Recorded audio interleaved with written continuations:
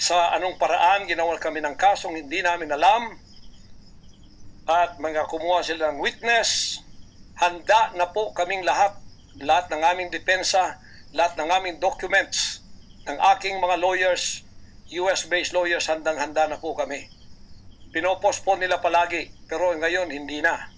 Ngayon, eto po ang mahalagang ibabalita ko sa inyo. Mula noong 2018 hanggang ngayon, hindi na po kami mapakali sa ating sariling bansa. Nawala po ang aming kalayaan sapagkat kami dito ay sinosurveillance. Sinosurveillance ako dito sa Pilipinas ng CIA at ng FBI. Sarili kong bansa, ako po ay nagtatago sapagkat liligwakin ako ng ganun-ganun na lang. Walang extradition process na gagawin. Dumating po sa aming kaalaman sa mga sandaling ito from reliable sources. Correct me if I am wrong, but these are reliable sources na dumating sa akin na ayaw na raw po nila ng extradition treaty. Ang kanila daw pong gagawin ng CIA, ng FBI, ng US Embassy at State Department, kasabwat ng ating gobyerno, ng Pangulong Marcos at ng First Lady at kung sino pa man ang nasa gobyerno, ako ay rendition ng kanilang gagawin. Ang rendition, ang ibig sabihin po, anumang oras pwede lang pasukin ang aking compound at ako ay kidnapin. It's not only rendition but also elimination. If it is possible, pwede nila akong i-assassinate. So, nandun po sa dalawang yun. Kidnapping or assassination. Killing talaga, murder. Yun po ang dumating na balita sa akin ngayon from reliable sources.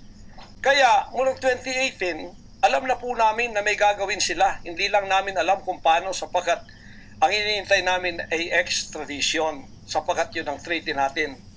Ngayon, ito pong gagawin nila dahil hindi na sila dadaan doon ay illegal. Kidnapping or elimination or assassination. Di po ba sa atang sariling bansa ang aking constitutional rights na wala na? Sapagkat ako po ay binigay na sa kamay ng mga banyagang ito ng ating sariling gobyerno ni Pangulong Marcos at ni First Lady Araneta Marcos. Huwag kayong magkaila kung totoo itong sinasabi ko. Angkinin nyo, kung hindi, i-correct ninyo ako. Sapagkat ang buhay ko ngayon ay nanganganib. Kahit mukha ko, hindi ko pwedeng ipakita sa inyo. Sapagkat ako ay binigay na ninyo sa kamay ng mga Amerikano. At gagawin nilang gusto lang gawin sa akin sa aking sariling bansa.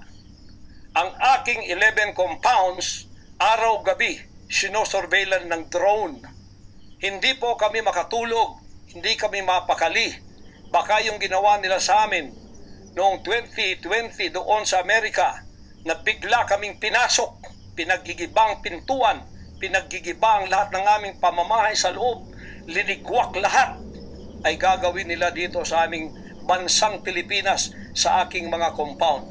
Saan man po ako naroroon, nandoon sila nakasurveillance sa akin at naghihintay na lang ng tamang pagkakataon upang ako ay kidnapin o kaya patayin o kaya i-assassinate na ganun-ganun na lang para mawala ako dito sa mundong ito. Na kanilang bakit ako naging hadlang, hindi ko alam. Hindi lang po yun mga kababayan, kundi ang aking leaders lahat kasama na sa elimination. Ito po ang aking Board of Administrators, senior leaders, lahat po sila ay pwede na rin nilang patayin lahat.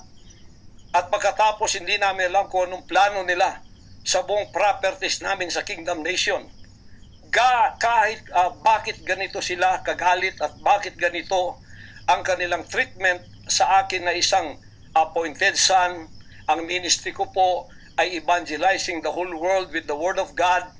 Hindi ko naman kasalanan ako'y maging kaibigan ng politikong tulad ni Pangulong Duterte, Vice President Sara. Taga Davao po kaming lahat. Lumaki kami lahat dito. Alam ko po ang aking mga kaibigan sila. Lumaki kami, mayor namin yan, prosecutor pa, naging congressman, naging president. Yan po ang aking pakikipag-ugnayan for nation building.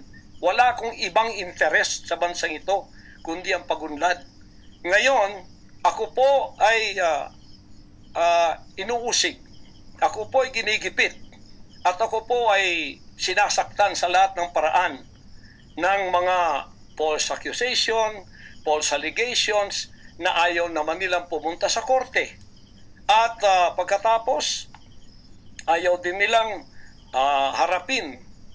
paharap itong mga false accusers na pinaggagawa nila to destroy my reputation para idamay sila Duterte family doon sa kapupuntahan ng mga investigasyong walang kakwenta-kwenta.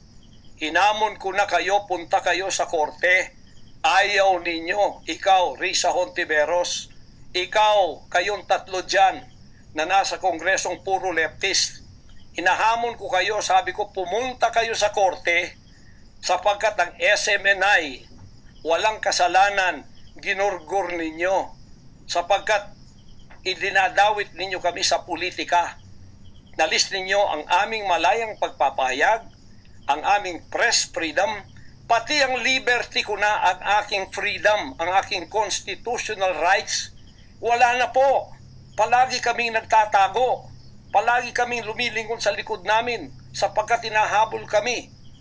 Nakapalibot sa amin ng mga CIA, alam namin yon. FBI nandyan din. Pinag-usapan na ito dyan sa State Department. At ang reliable sources dumating sa akin, ang ulo ko po ngayon may patong na $2 million or 100 million pesos ang ipinatong sa ulo ko. Baka yan ay madagdagan pa kung may maunang makapatay sa akin. Ano ang nangyayari sa bansa natin?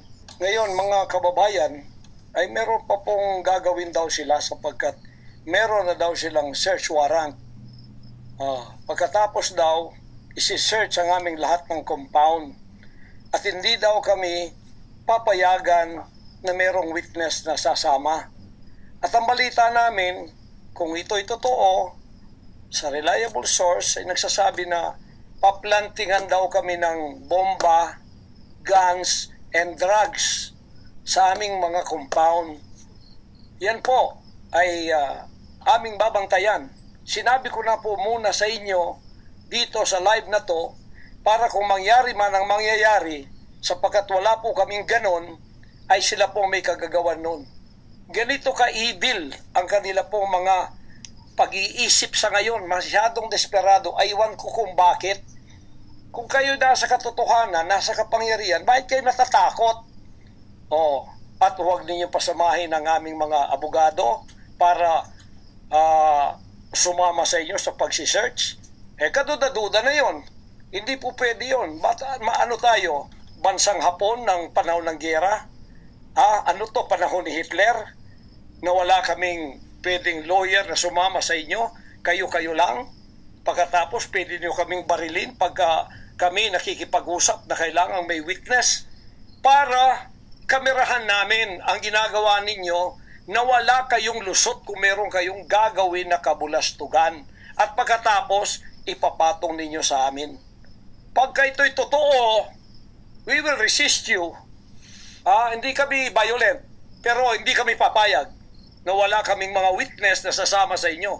Lawyer at saka barangay captain ang hinihingi namin na magiging witness sa lahat ng search na gagawin ninyo sa lahat ng aming pamamahay, kwarto o kung ano. At may lawyer kaming titingin muna sa inyong dokumento kung ano ang isi-search nyo, kung anong bahay, kung anong compound, kung ano lang ang dapat nyong gawin at ilang oras. Hindi to open-ended eh. Kailangan meron sisisi namin ng judge na gumawa ng search warrant na ito pagka hindi ninyo nirespect ang aming constitutional rights. Huwag ninyong tapakan ang aming rights. Hindi din namin tatapakan ng rights ninyo bilang kayo ay nasa batas. Igagalang namin yon. Pero igalang din ninyo kami kasi meron kaming mga narinig na ginawan ninyo ng mga ebidensyang peke. Tinamnan ninyo pagkatapos ipapatong ang kaso sa amin. Religious community po ito.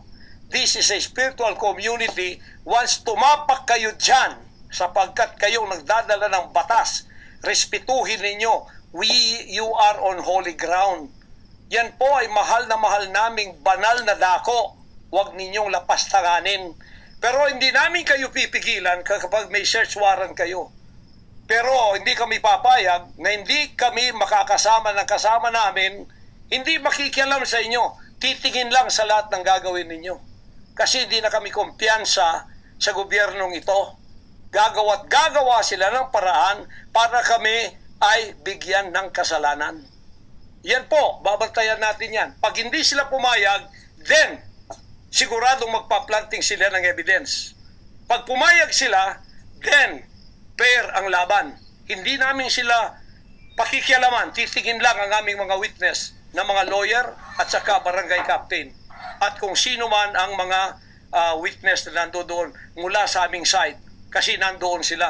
Hindi na pwedeng gawin wantonly ang kanilang gagawin doon sa aming mga compound na wala kaming witness. Because they can do anything to implicate us, to plant false evidences and charges against us. Ganon ang aming mga paningin dito. Kaya huwag ninyo kaming pigilan para pantay ang laban natin. Kasi nakikita namin na ang pamamahalang ito ay hindi na po matuwid.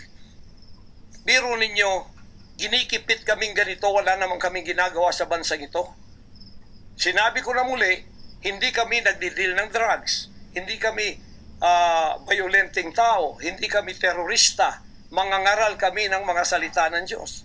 In fact, dito sa aming compound sa Tamayong, kami ang nakapagbigay ng peace sa mga kababayan nating sinisila ng CPP and PNDF, tinatakot at pinapatay. Ngayon, wala na sila, may peace na kami. Ito namang gobyerno natin, ito ang ginagawa nila sa amin. Biro ninyo mga compound na religious ng Kingdom of Jesus Christ, ginaganito nila. Pero yung pagnanakaw nila sa gobyerno, wala silang sabi. Tiklop, bibig.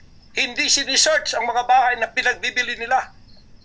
Nagamit ang pera ng gobyerno. Anong klase kayo? Sige, gawin ninyo ang gusto ninyong gawin sa amin. Pero kami tatayo sa aming constitutional rights. Whatever happens.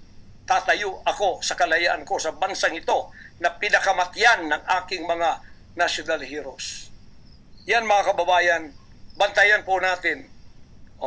Hindi po ako magpaparesto sapagkat ako po ay siguradong papatayin.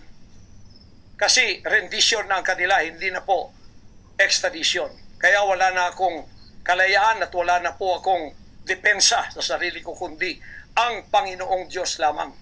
Kung paano itinago ng Diyos si Elijah sa evil woman na si Jezebel, nang nagpakain sa kanya ay mga ibon na lang. Ganon din ang gagawin ng Diyos sa akin. Hindi ako ibibigay sa kamay ng masasama pag ganito ang pamamahala. It's an evil, unrighteous administration. I am telling you that. Bantayan natin to mga kababayan ko. 73 years na po ako. Magse-74 years na ako dito. Lahat ng administrasyon na daanan ko na. Lahat ng mga naging pangulo. Mula kay Diosdado Macapagal. Mula po sa maliit pa ako kay Magsaysay. Kay Carlos P. Garcia. Kay Diosdado Macapagal. Kay Marcos Sr., kay Cory Aquino, pagkatapos kay Ramos, pagkatapos kay Gloria Macapagal, pagkatapos kay Erap, pagkatapos kay Ramos, pagkatapos si Aquino, Noynoy, pagkatapos ang ating Pangulong Duterte. Wala po kaming nadaanan ganito na ginikipit kami sa aming sariling bansa ng mga dayuhan. Nakasabwat ang ating pamahalaan na aking sinuportahan pa naman noong nakaraang eleksyon. Tandaan mo, President Bongbong Marcos, First Lady Lisa Marcos, pati ikaw, Martin Romualdez, hindi kayo dyan ngayon kung hindi kayo tinulungan ng SMNI at ng buong sangkatauhang Pilipino. Naniwala sila sa amin sapagkat ang SMNI lamang ang may credibility. noong panahong yon hanggang ngayon. Ngayon, anong ginawa ninyo? Pinaggagawan ninyo kami ng kasalanan, inilagay ninyo kami sa kahihiyan, pagkatapos ibinilanggo pa ninyo ang dalawa naming mamamahayag, pagkatapos inaapi ninyo kami ng ganito-ganito lang, ang aming pong tolerance, it has come to the rim. Our tolerance has been to the roofs already. Alam ninyo, hindi na po biro itong nangyayari sa bansang ito. Kung pababayaan po natin ang ganitong mangyayari ng mga dayuhang tulad ng Amerikano, CIA, FBI, State Department, US Embassy, gigipitin tayo with the connivance of our own President and First Lady and other members of the Congress. Kung pababayaan natin ito, nangyayari sa isang Pilipinong tulad ko na gumagawa ng kabutihan, trying our very best para makatulong kami, humanitarian, Children's Joy Foundation, dinemonize kami, kinriminalize kami. Biro nyo, ginagawa ninyo dangerous criminal organization ang Kingdom of Jesus Christ. Buong sanlibutan ang akin pong 38 years na munga ng mga 6 hanggang 7 milyong kaluluwa na niwala sa katuwiran at nagbago ang buhay. Ngayon, ginaganito niyo ako ng dahil sa inyong politika na ang aking itinataas naman ay mga leader na tama tulad ni Duterte. Kasalanan ko ba yun na maniwala ko sa isang leader na matuwid at akin siyang itaas? Pagkatapos ganito kayo kadesperado para ako'y patayin at ang lahat ng aking mga senior leaders papatayin din, hanggang yung mga leaders na pwede pang pagkatiwalaan papatayin ninyo, and then you take over all of our properties and compound. Pagkatapos lilinlangin ninyo ang mga tao, pagkatapos magtatayo kayo ng sariling korporasyon, i-incorporate ninyo doon ang lahat ng properties na pinaghirapan, blood, sweat, and tears ng aking mga members all over the world. Tapos biglang-bigla ililipat niyo doon sa inyong bagong korporasyon at pagkatapos itataas ninyo ang kamay ng isang tao tulad ni Bandari at sasabihin niyo, ito ang leader ninyo ngayon. Ano ang Kingdom of Jesus Christ? Political government? Hindi po ganon. Mangyari ng mangyayari. Hindi po papayagan ng Panginoon Diyos ang mga bagay na itong nangyayari sa ating bansa sa mga sandaling ito. Kung ako, mabuting tao, kung ako nangangaral ng katuwiran, kung ako tumutulong ng kusang loob at hindi nagpapautang loob kanino man, ginaganito ako, sino pa kaya kayo, mga kababayan ko? Bumukas na po ang mata natin, magkaisa na tayo at alisin ang evil administration na ito na siyang ginagamit ng masamang espiritu upang ang kadiliman ay bumalot sa buong bansang Pilipinas. Alam ko, mahal ninyo ang Pilipinas, mga Pilipino. Naghihintay lang tayo ng tamang pagkakataon. Meron pa bang ibang pagkakataon? Tingnan niyo nangyayari sa Kongreso. Tingnan ninyo yung korupsyon. Tingnan ninyo yung droga. Mismong ating presidente, mismong kanyang pamilya, inakusahang druggists, inakusahang mga drug addicts. Wala tayong ginagawa. Mismong Pangulong Duterte na nagsabi niyan. Mismong naririnig natin araw-araw, durugista siya. Pagkatapos, kami pa ngayon ang inaapi-api sa aming paglilingkod. Pagkatapos sila ay mga kriminal na nakaupo dahil may kapangyarihan. Kami ngayon ang liligwakin nila. Hindi ba yan karumal-dumal sa harap ng ating Panginoon Diyos? Hindi ba yan ay isang pamamahalang hindi tama? Si Nebukadnezar, pinakain ng damot, ginawa siyang hayop. Ang kanyang anak si Belshazzar, nakakita ng handwriting on the wall. Pagkatapos, inalis ang kaharian sa kanya at ibinigay kung sino ang magiging matuwid na haharap sa Panginoon Diyos. Anong tingin ninyo sa akin bilang pastor? Dinemonize. Ang reputasyon ko pinagsisira. Ngayon, hindi na ako buhay. I am a living dead.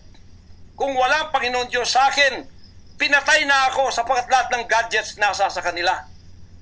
Lahat ng gadgets ng Amerikanong yan nasa sa kanila. CIA, FBI, at sino pa ang kanilang mga galamay dito na pinagbibili na nila. Ako, hindi ako drug lord.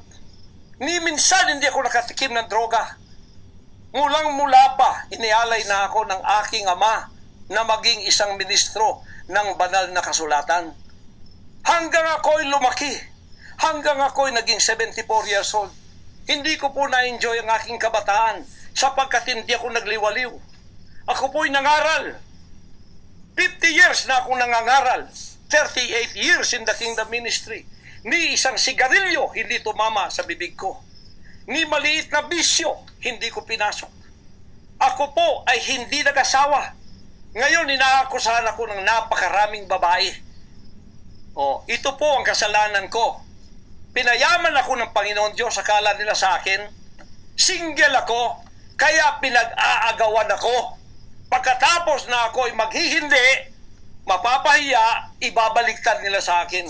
Yan ang tinatawag kong Potiphar's wife syndrome. Hindi po ako nagsasalita ng ganito kasi mapahiya ang mga babaeng yan. Nag-aagawan sila. Mahirap man sabihin. Pinag-aagawan nila ako dahil nananawagan sa mga magulang, mayaman na tayo pag nangyari ito. Sabi ko, hindi mangyayari yan kasi dedicated ako eh. Napahiya, ngayon binayaran at ngayon binabaliktad ng lahat ng istorya. Mahirap pong sabihin ko ito kasi masisira ka lang pagkababae. Napilitan lamang ako sapagkat ang buhay ko po'y nanganganib. Anytime pwede na akong kidnapin kung nakita ang aking lair, ang aking hideout. Anytime pwede na akong ligwakin. Ang aking mga BOA leaders, hindi na po natutulog sa compound. Kung saan-saan na lang po mga membro kami natutulog. Doon sa mga payak na mga bahay, doon sa mga bahay na hindi kilala. Sapagkat lahat po kami nakalista na, napapatayin, gugurgurin.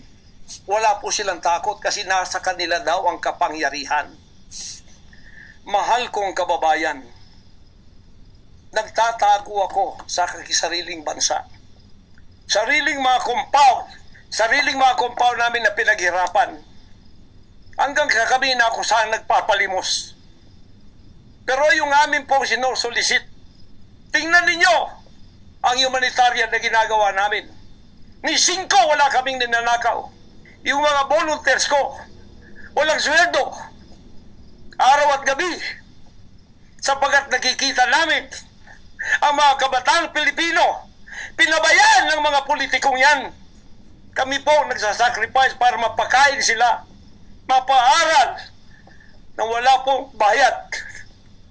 Pagkatapos, ang kababayan nating nalipusta, kalamidad, walang tumutulong. Kung may tumutulong man, politika at may kabayaran. Nagtitiis po kami sa mga pag-alipusta. Sa paninira, inaangkin namin yung kasi malaki ang ganti namin sa langit. Ngunit pagka nakasalalay na ang ating mga kalayaan, lalo na sa kamay ng mga banyagang ito, na wala naman tayong ginawang masama sa kanila, tumutulong pa ako sa Amerikang yan. Nagdodonate ako doon sa malalayong lugar tulad ng Apalachian na hindi nakapag-aral ang mga bata. Bumili kami ng napakalaking library para sila'y makapag-aral. Mga Amerikano po yan. Kinikilala ba nila yon? Kung nagseselo sila sapagkat ako'y umusbong sa bansang Amerika, problema na po nila yon. Kung ako'y binigyan ng ama ng isang sasakyang panghipapawid para hindi ako madelay sa aking worldwide na gawain, kasalanan ko ba yon? Kung ako binigyan ng pampalipad na helicopter dito para mapuntahan ko lahat ng aking satellite sa buong Mindanao, Pilipinas, kasalanan ko ba yon? Kasalanan ko ba na ako'y magkaroon paralan para makapag-aral ang mga bata na walang bayad? Kasalanan ko bang mayroong SMNI para hindi mabayaran? At pagkatapos itong salot na CPP-NPA na marami pinatay ng mga members ko, ministro, at iba pang mga inosenteng Pilipino for 54 years ay magsasalita ng katotohanan na hindi natatakot. Ngayon kami ang tinatakot ninyo, nililigwak ninyo. Anong klase kayo? kung hindi kayo tatayo ngayon, mga kababayan ko, sapagkat ako'y living dead na, wala nang kwenta itong buhay ko, iaalay ko ito sa bansang Pilipinas. Ako ang mamumuno upang tayo ay magkaroon ng kalayaang muli. Unang-una sa aking kababayan, sa Kingdom Nation, sa aking mga leaders na papatayin din, at sa lahat ng Pilipino nagmamahal ng kalayaan. Tatayo ako! At ako ang mamumuno sa bansa ito para sa katwiran at takot sa Diyos, para ibalik ang ating kalayaan at ang ating kaligtasan mula sa kamay ng mga banyaga na pinakabatyan ni Rizal, nila Bonifacio. Gayon ang panahon ng pagtayo. Ayaw ko pong gawin ito. Hindi ako politiko. Ang misyon ko ay isang pastor, isang alagad ng Diyos. Appointed son, magligtas ng kaluluwa. Ngunit hindi nyo kinilala yun.